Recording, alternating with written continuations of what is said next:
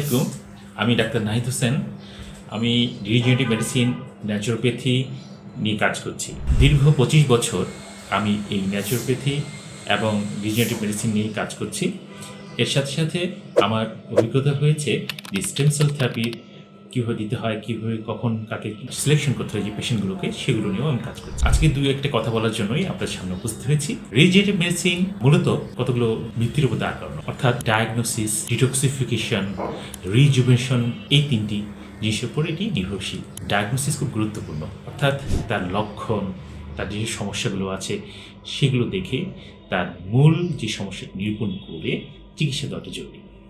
শুধু সিমটোমেটিক বা লক্ষণ ভিত্তিক ওষুধ খেয়ে অনেক রোগী দীর্ঘ সময় পার করছে, এক সময় গিয়ে ত্যক্ত বিরক্ত হয়ে যায় ওষুধ খেতে খেতে। তাই এইসব রোগীর প্রয়োজন হচ্ছে তাদের সঠিক রোগ নিরূপণের মাধ্যমে চিকিৎসাটা যেন ঠিকভাবে হয়। এটি অ্যাকচুয়ালি প্রতিটি রোগীরই চাওয়া। তাই রোগীর রোগ নির্ণয় শুধুমাত্র ল্যাবরেটরি টেস্টের মাধ্যমে নয়, যেটি নিয়ে আমাদের রোগীদের মধ্যে এক ধরনের ভীতি সঞ্চার কাজ করে। তারা মনে করেন যে ডাক্তারের কাছে যাওয়া মানে অনেকগুলো টেস্ট।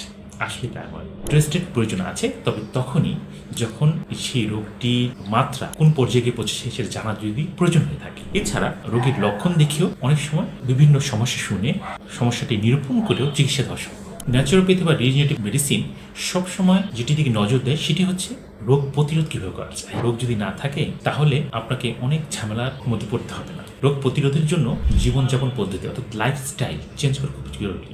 লাইফস্টাইলের উপর আমরা জোর দিই এবং এটিকে চেঞ্জ করতে আমরা সহায়তা করি। বিভিন্ন পেশেন্টকে তার খাওয়া দাওয়ার সময়টি নিরূপণ করতে, তার ঘুমের অভ্যাসটিকে ঠিক রাখতে, তার যে সোশ্যাল লাইফ সেটিকে ঠিক রাখার জন্য আমরা জোর দিয়ে থাকি। অর্থাৎ শুধু রোগ নয়, রোগের পাশাপাশি অন্য দিকগুলোও আমরা লক্ষ্য করি।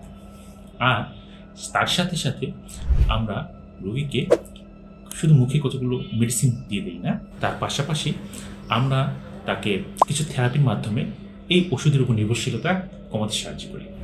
যেমন এর মধ্যে আছে stem cell therapy, PRP therapy এবং ওজন কাপিং, হিজমা, বিভিন্ন ধরনের ট্রিটমেন্ট। এটা ওয়েস্টার্ন এবং ইস্টার্ন ট্রিটমেন্টের একটা সংমিশ্রণ।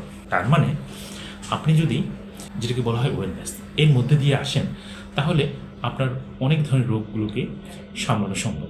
বিশেষ করে যারা দীর্ঘমেয়াদী রোগগুলো ভুগছেন, যেমন ডায়াবেটিস, হার্টের সমস্যা, প্রেশার, ব্যাড কোলেস্টেরল, আইবিএস, এই ধরনের সমস্যাগুলোতে যারা দীর্ঘমেয়াদে ভুগছেন, যাদের ফ্যাটি লিভারের সমস্যা আছেন, সিওসি থেকে টান নিচ্ছেন, এইসব ক্রনিক রোগীদের বিভিন্নভাবে সুফল পেয়ে থাকেন এবং আমরা তাদেরকে একটি পরিপূর্ণ গাইডলাইন দিতে সক্ষম, যার ফলশ্রুতিতে এই আমাদের ওয়েলনেস সেন্টার তাদের পরিপূর্ণভাবে চিকিৎসার মাধ্যমে এই কঠিন রোগগুলো থেকে বের করে নিয়ে আসতে সম্ভব হয়ে থাকে। তাই আমি মনে করি আপনারা যারা এই সমস্যাগুলোতে ভুগছেন তারা দেরি করবেন না, আমাদের পরামর্শ নিন, আমাদের সাহায্য নিন। আশা করি আপনারা বিতৃষ্ণার এই জীবন থেকে সুন্দর আলোকিত জীবন পাবেন।